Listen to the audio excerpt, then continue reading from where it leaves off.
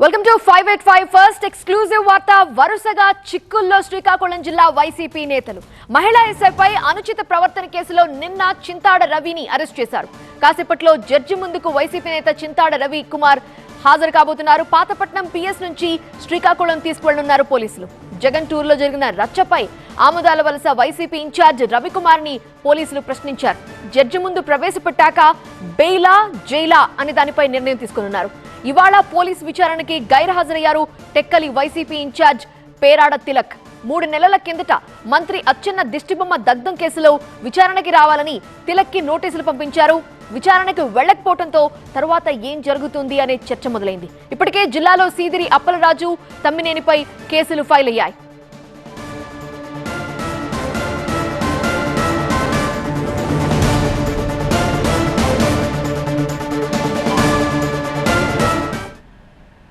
చింతాడ రవికి బెయిలా జైలా ఏం జరగబోతోంది? పూర్తి వివరాలు అందించడానికి మా ప్రతినిధి రవి లైవ్ లో జాయిన్ అవుతున్నారు.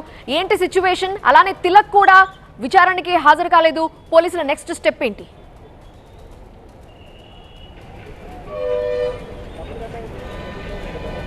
ఎస్, మరి కాసేపట్లో పాతపట్నం పోలీస్ స్టేషన్ నుంచి చింతాడ రవిని శ్రీకాకుళం కోర్టుకి తీసుకురానున్నారు. చూడొచ్చు, ప్రస్తుతం మనం జిల్లా కోర్టు దగ్గర ఉన్న భారీ బందోబస్తును ఇక్కడ ఏర్పాటు చేశారు. అయితే పార్టీ శ్రేణుల్లో ఒక ఉత్కంఠ నెలకొనుంది.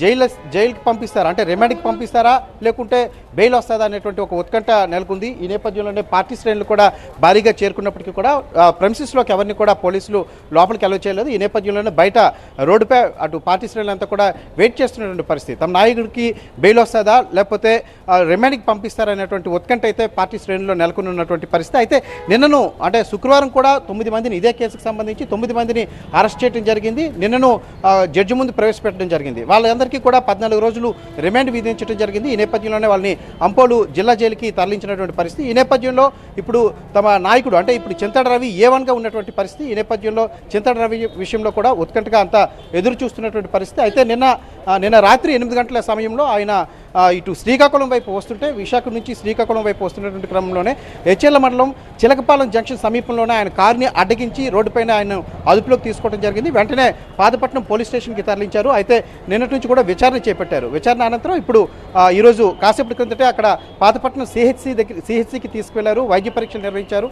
వైద్య పరీక్షలు నిర్వహించిన అనంతరం ఆయన్ను జడ్జి ముందు కాసేపట్లో ప్రవేశపెట్టనున్నారు. ఈ నేపథ్యంలో అందరిలోన ఒక ఉత్కంఠ అయితే నెలకొని ఉంది. అయితే ఈ కేసుకు సంబంధించి ఇంకా చాలామంది పరారీలో ఉన్నటువంటి పరిస్థితి. మొత్తం 21 మంది మీద కేసులు పెట్టినప్పటికీ కూడా, అంటే రవితో పాటు 20 మంది మీద కేసులు పెట్టినప్పటికీ కూడా అదనంగా కూడా మరికొంతమంది మీద కేసులు పెడుతున్నటువంటి పరిస్థితి. అయితే మొన్న శుక్రవారం అతని సోదరుడు కృష్ణతో పాటు మొత్తం 9 మందిని అదుపులోకి తీసుకున్నటువంటి నేపథ్యంలో పార్టీ క్యాడర్ని హెరాస్ చేస్తున్నారన్నటువంటి ఉద్దేశంతో నేను లొంగిపోయేందుకు సిద్ధమవుతూ తాను శ్రీకాకుళం వస్తున్నాను, డిఎస్పీ కార్యాలయానికి వెళ్తున్న క్రమంలోనే నన్ను అదుపులోకి తీసుకున్నారని చెప్పేసి నిన్న చింతాడ రవి కూడా మాట్లాడడం జరిగింది. అయితే గత కొద్ది రోజులుగా అంటే 50 నుంచి 60 మంది వరకు కూడా నియోజకవర్గంలో ఇప్పటికీ ఎక్కడున్నారనేటువంటి తెలియని అయోమయ పరిస్థితి నెలకొని ఉంది. అసలు ఈ కేసుకు సంబంధించి అయితే ఏమీ జరగలేదు, అనవసరంగా ఇది రాజకీయ కక్ష సాధింపులో భాగంగా తనపై పెట్టారని చెప్పేసి ఎస్ఐని ఒక బలిపశువుని చేస్తున్నారని చెప్పేసి కూడా నిన్న అంటే పోలీసులో అరెస్ట్ చేసే ముందు చింతాడ రవి తన ఆవేదనని వ్యక్తం చేసినటువంటి పరిస్థితి. ఏదేమైనప్పటికీ కూడా దాదాపు 10 రోజుల పాటు అజ్ఞాతంలో ఉన్నాడు చింతాడ రవి. ఎట్టకేలకు నిన్నను ఆయన్ను అదుపులోకి తీసుకురావడం జరిగింది. మొత్తంగా చూసుకుంటే జిల్లాలో మొత్తం వైసీపీ క్యాడర్ అంతా కూడా కేసులు వేధిస్తున్నటువంటి పరిస్థితి. ఇప్పటికే తమ్మినేని సీతారాం మీద భూ కబ్జా కేసు నమోదవటం, ఆ ఫ్యామిలీ కొద్ది రోజులు పరారీ అయ్యి తర్వాత బెయిల్ మీద ఇప్పుడు రావడం జరిగింది. తర్వాత సీదిరి అప్పలరాజు అంటే కుమారుడు బైక్ యాక్సిడెంట్ కేసులో సీదిరి అప్పలరాజును అరెస్ట్ చేశారు, అతని కుమారుడిని అరెస్ట్ చేశారు. ఇప్పటికీ కూడా గత 19 రోజులుగా సీదిరి అప్పలరాజు అంపులు జిల్లా జైల్లోనే రిమాండ్లో ఉన్నటువంటి పరిస్థితి. ఈ నేపథ్యంలోనే ఇంకా అటు నర్సన్నపేట అంటే నియోజకవర్గాల వారీగా నర్సన్నపేట నియోజకవర్గ ఇన్ఛార్జ్ అంటే మాజీ మంత్రి ధర్మాన కృష్ణదాస్పై కేసులు నమోదు చేశారు. అదేవిధంగా హెచ్ఎర్ల వైసీపీ నియోజకవర్గ ఇన్ఛార్జ్ మాజీ ఎమ్మెల్యే గొర్రె కిరణ్పై కూడా మొన్న జగన్ టూర్కి సంబంధించి ఆయనపై కూడా కేసు నమోదు చేశారు. ఇక ఆమదల వలసకు సంబంధించి ఎక్కువ కేసులు నమోదైనటువంటి పరిస్థితి ఆమదల వలస నియోజకవర్గంలో. ఎందుకంటే ఓ మహిళా ఎస్ఐ విధుల్లో ఉన్నటువంటి మహిళా ఎస్ఐపై అనుచితంగా ప్రవర్తించారు అనేటువంటి ఆరోపణల నేపథ్యంలోనే ఆమదల వలసకు సంబంధించి అయితే ఎక్కువ కేసులు అక్కడ ఎక్కువ మందిపై కేసులు నమోదు చేసినటువంటి పరిస్థితి. ఇప్పటికే నిన్న 9 మందిని అరెస్ట్ చేయడం, వాళ్ళని రిమాండ్కి తరలించడం జరిగింది. ఈరోజు చింతాడ రవి ఈ కేసులో A1గా ఉన్నటువంటి చింతాడ రవిని కూడా నేను అదుపులోకి తీసుకున్నారు. ఈ నేపథ్యంలో కాసేపట్లో ఆయన్ని జడ్జి ముందు హాజరుపరచనున్నారు. ఈరోజు కోర్టు సెలవు దినం, ఆదివారం సెలవు దినం కావడంతో ఇక్కడ ప్రొసీజర్స్ అంతా కూడా కంప్లీట్ చేసిన అనంతరం ఇక్కడ వెనుక వైపు ఉన్నటువంటి జడ్జి నివాసానికి తీసుకువెళ్ళి ఆయన్ని జడ్జి ముందు ప్రవేశపెట్టేటువంటి అవకాశం అయితే కనిపిస్తుంది. ఏదేమైనప్పటికీ కూడా పార్టీ శ్రేణుల్లో ఒక ఉత్కంఠ అయితే నెలకొని ఉంది.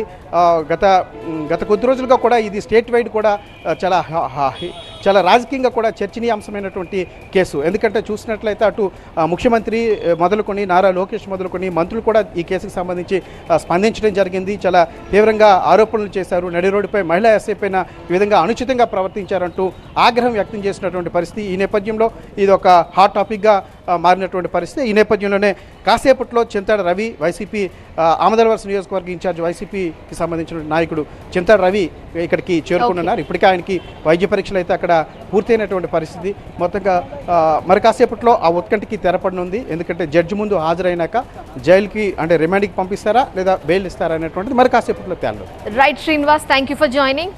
సెకండ్ ఎక్స్క్లూజివ్ వార్త చూద్దాం. ఒక్కసారి కాదు, 2 సార్లు కాదు, 3 సార్లు కూడా కాదు, 10వ కూడా వద్దు అన్నదే రిపీట్ అయితే ఇప్పుడు ఇదే జరిగింది అంటున్నారు మాజీ మంత్రి బాలినేని. ఇక అమీతుమీ తేల్చుకుంటారంటూ ఓపెన్ గా ఫైర్ అయిపోయారు ఆయన. ఎమ్మెల్యే దామచర్ల జనార్దన్ కి బాలినేనికి మధ్య విభేదాలు ఇప్పటివి కాదు అంటున్నారు. ప్రస్తుతం బాలినేని జనసేనలో ఉన్నారు. తాను కూటమి ధర్మాన్ని పాటించి సైలెంట్ గా ఉంటున్న దామచర్ల జనార్దన్ రెచ్చగొడుతున్నారని ఆగ్రహంతో ఊగిపోతున్నారు. ఇటీవల తన అనుచరులపై తప్పుడు కేసులు పెట్టడం, పైగా తన పేరు కూడా చెప్పాలని వాళ్లపై ఒత్తిడి తేవడం లాంటివి చేస్తున్నారంటూ మండిపడ్డారు.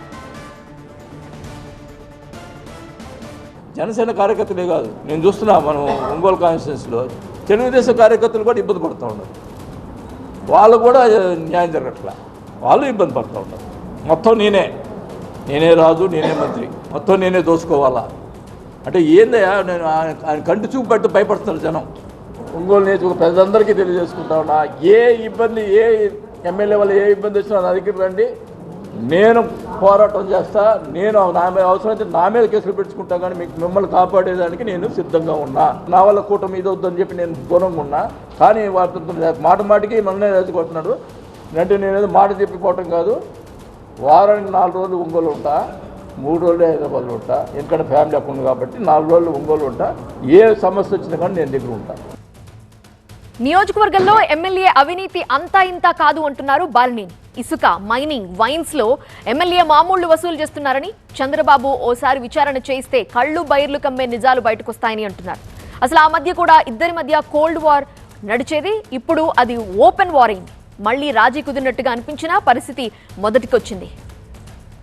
పూర్తి వివరాల అంశానికి మా ప్రతినిధి ఫైరోజ్ సిద్ధంగా ఉన్నారు. ఫైరోజ్,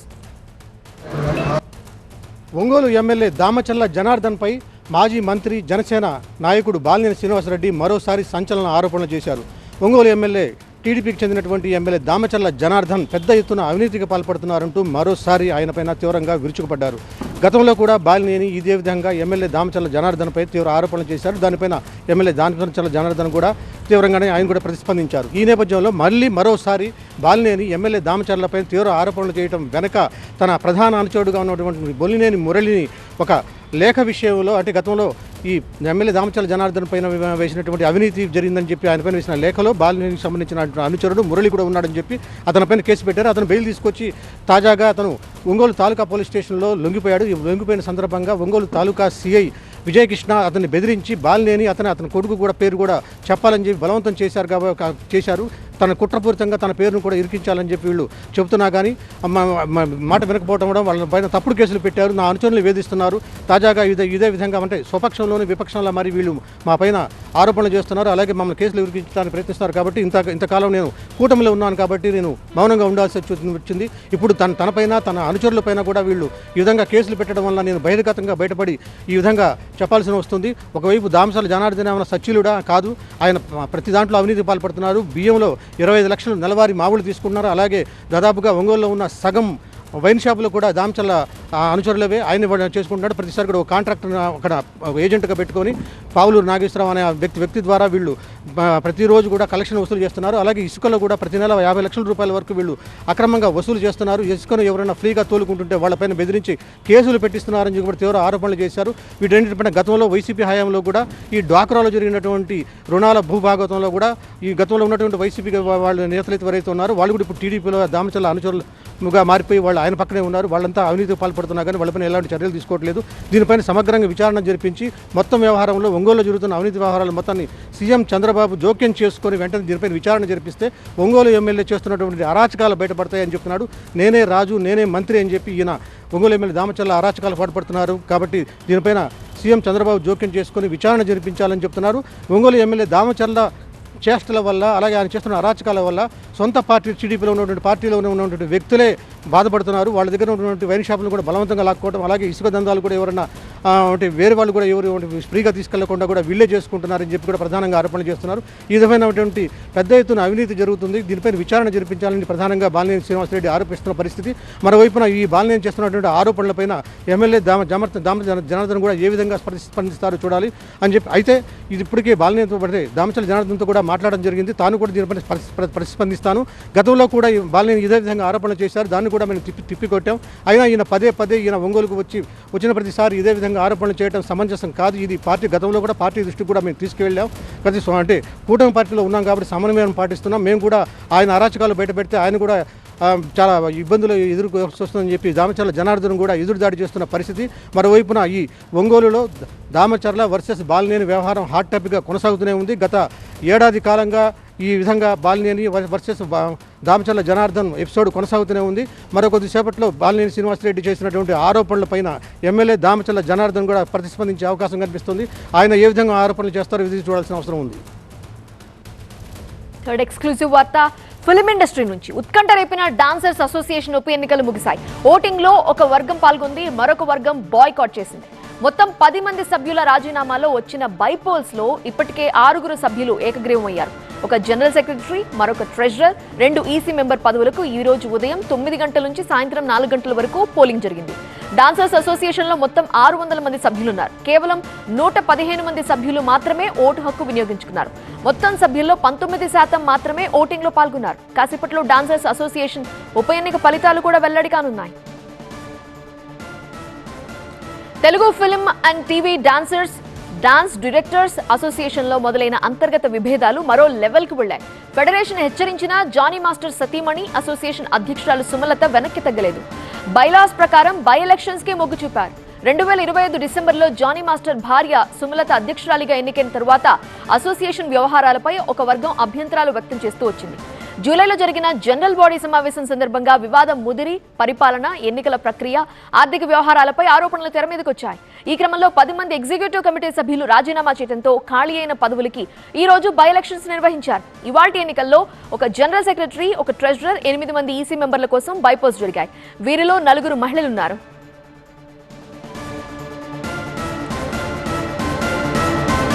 సో రిజల్ట్స్ కూడా ఈవినింగే అనౌన్స్ చేయబోతున్నారు. ఏం జరుగుతోంది వివరించడానికి మా ఎంటర్టైన్మెంట్ ఎడిటర్ లక్ష్మీనారాయణ లైవ్ లో సిద్ధంగా ఉన్నారు. లక్ష్మీనారాయణ చెప్పండి, సో ఎలక్షన్స్ వ్యాలిడ్ గానే భావించాలా? ఎందుకంటే 119 మంది మాత్రమే ఓటు హక్కు వినియోగించుకున్నారు, మిగిలిన 400 మంది వినియోగించుకోలేదు. వాళ్ళు ఏం చెప్తున్నారు? అంటే ఈరోజు ఉదయం నుంచి చాలా మందకొండిగా సాగుతూ వచ్చిన ఈ పోలింగ్ సాయంత్రం ముగిసేసరికి 115 మంది మాత్రమే ఓటు హక్కును వినియోగించుకున్నారు.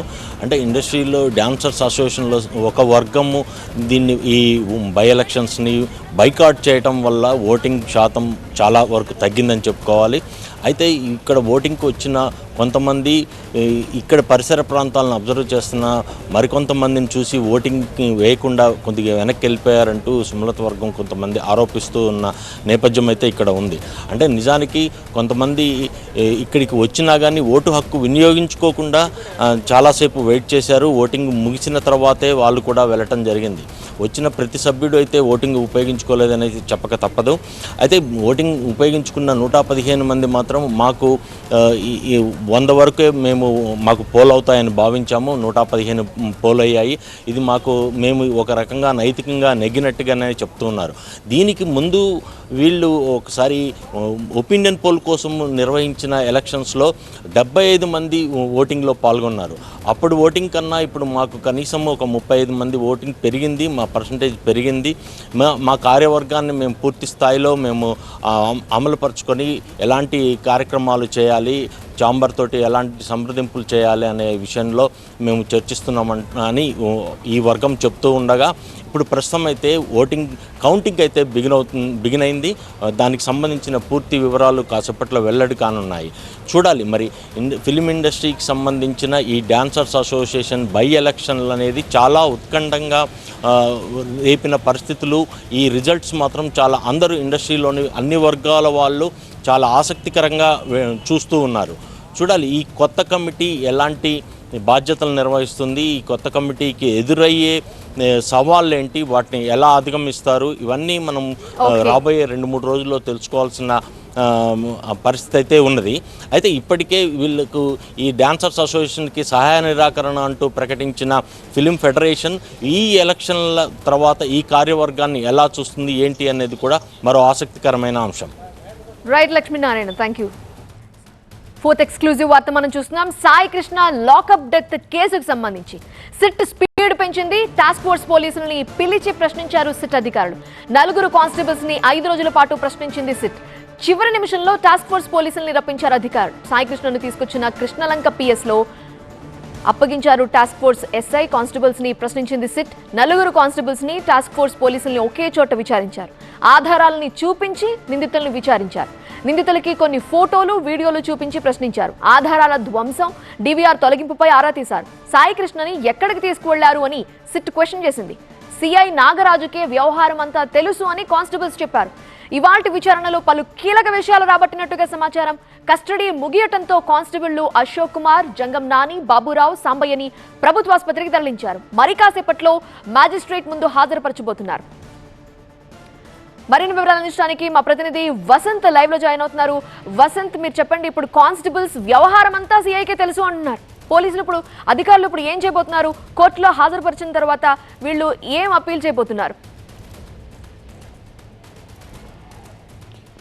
సో ప్రస్తుతం 4 కానిస్టేబుల్స్కి సంబంధించి 5 రోజుల కస్టడీ ముగిసినటువంటి నేపథ్యంలో ఈ కేసులో కీలకంగా 4కి సంబంధించినటువంటి స్టేట్మెంట్ని సిట్ అధికారులు రికార్డ్ చేశారు. సో ప్రస్తుతం కస్టడీకి సంబంధించినటువంటి 5 రోజులు ముగిసినటువంటి నేపథ్యంలో మరికొద్దిసేపట్లో న్యాయమూర్తి ఎదుట హాజరుపరచబోతున్నారు. ప్రధానంగా ఈ కేసులో సిఐ నాగరాజు ఇచ్చినటువంటి స్టేట్మెంట్ ఆధారంగా 4 కానిస్టేబుల్ కూడా ప్రశ్నించారు. సాయి కృష్ణ మిస్సింగ్ మిస్టరీకి సంబంధించి లాకప్ డెత్ జరిగిందని ప్రధానంగా సిట్ ఇప్పటికీ కోర్టు చెప్పినటువంటి నేపథ్యంలో కోర్టుకి చెప్పినటువంటి వివరాల ఆధారంగా ఇటు సిఐ నాగరాజును కూడా ప్రధానంగా విచారించారు. నాగరాజు మాత్రం తనకేమి తెలియదు, అంతా కానిస్టేబుల్కి తెలుసు అంటూ చెప్పినటువంటి నేపథ్యంలో ప్రస్తుతం కస్టడీలో తీసుకున్నటువంటి 4 కానిస్టేబుల్ నుంచి కూడా వివరాలు రాబట్టారు. అయితే గత 4 రోజుల పాటు విచారించినప్పటికీ కూడా కస్టడీలో పొంతం లేనటువంటి సమాధానాలు చెప్పడం, తనకేం తెలియదని కేవలం సిఐ నాగరాజు చూశారని చెప్పినటువంటి నేపథ్యంలో చివరి నిమిషంలో ఆ రోజు ఎవరైతే సాయి కృష్ణను టాస్క్ ఫోర్స్ పోలీసులు మార్కాపురం నుంచి విజయవాడ తీసుకొని వచ్చారో వారికి సంబంధించి స్టేట్మెంట్ రికార్డ్ చేశారో, ఎవరైతే ఎస్ఐతో పాటు 2 కానిస్టేబుల్ని తీసుకుని వచ్చి సిట్ కార్యాలయంలో 4 కానిస్టేబుల్స్ ఎదుటి నుంచి ప్రశ్నించారు. అయితే టాస్క్ ఫోర్స్ పోలీసులు అదుపులో తీసుకొని వారికి సంబంధించినటువంటి ఇచ్చినటువంటి వివరాల ఆధారంగా 4ని ముందుంచి ప్రశ్నించారు. సిట్ అధికారులు అడిగిన ప్రశ్నలకు వీళ్ళు మౌనం వహించారు. ప్రస్తుతం మనం చూడొచ్చు న్యాయమూర్తి ఎదుట హాజరుపరిచిన అనంతరం కానిస్టేబుళ్లను ప్రస్తుతం న్యాయమూర్తి ఎదుట హాజరుపరిచిన అనంతరం నేరుగా జైలుకి తరలిస్తున్నారు. కొద్దిసేపటి క్రితమే వారిని ఇటు న్యాయమూర్తి ఎదుట హాజరుపరిచారు. సో సాయి కృష్ణ మిస్సింగ్ మిస్టరీకి సంబంధించి మృతదేహం మాయం చేసినటువంటి ఘటనలో సుప్రీంకోర్టు ఆదేశాల మేరకు ప్రస్తుతం 4కి సంబంధించినటువంటి ఆడియో వీడియో రికార్డింగ్ చేశారు. రికార్డింగ్ చేసిన తర్వాత ఈ వివరాల ఆధారంగా కోర్టుకి నివేదికను సమర్పించబోతున్నారు. ఇప్పటికే సీల్డ్ కవర్లో వీళ్ళు కస్టడీకి సంబంధించిన రిపోర్ట్ను కూడా న్యాయమూర్తికి అందజేశారు. వాటిని రేపు కోర్టులో ఫైల్ చేయబోతున్నారు. ఈ కేసులో మరోసారి సిఐ నాగరాజు 4 కానిస్టేబుల్ కస్టడీని కోరేందుకు కూడా సిద్ధమవుతున్నారు. ఎందుకంటే 5 రోజుల పాటు ఇటు 4 కానిస్టేబుల్ను విచారించారు. దాదాపు 7 రోజుల పాటు సిఐ నాగరాజును విచారించారు. సో వరుసగా అవాంతరాలు కోర్టులో వరుసగా పిటిషన్లు దాఖలు చేసిన తర్వాత వీరిని కస్టడీలోకి తీసుకున్నటువంటి నేపథ్యంలో విచారణ సజావుగా సాగలేదు అన్నది సిట్ అధికారులు భావిస్తున్నారు. అందులో భాగంగానే అసలు ఈ కేసులో వాస్తవాలను వెలికి తీసే ప్రయత్నంలో భాగంగా సిట్ అధికారులు మరోసారి కస్టడీ కోరబోతున్నారు. ప్రస్తుతం నలుగురికి సంబంధించి న్యాయమూర్తి ఎదుట హాజరుపరిచారు. సో వీరి స్టేట్మెంట్ తర్వాత మరోసారి వీరి కస్టడీలోకి తీసుకోవడానికి కోర్టును ఆశ్రయించబోతున్నారు. ఇటు సాయికృష్ణ మిస్సింగ్ మిస్టరీకి సంబంధించి సిట్ చాలా దూకుడుగా విచారణ చేస్తోంది. అందులో భాగంగా అన్ని ఆధారాలను ముందుంచి ప్రశ్నించింది. మృతదేహాన్ని మాయించేయడం, ఇటు ఎవిడెన్స్ని ట్రాష్ చేయడం, అలాగే స్టేషన్లో పూర్తిగా ఆధారాలను ధ్వంసం చేయడం, ఇలా అనేక కోణాల్లో కూడా విచారించారు. ఇటు క్రైమ్ కానిస్టేబుల్గా, హెడ్ కానిస్టేబుల్గా ఉన్నటువంటి నలుగురికి సంబంధించి విచారించిన తర్వాత వారి కస్టడీ ముగియడంతో మరికొద్ది సేపట్లోనే వీరందరినీ కూడా జైలుకి తరలించబోతున్నారు. Right Vasant, thank you.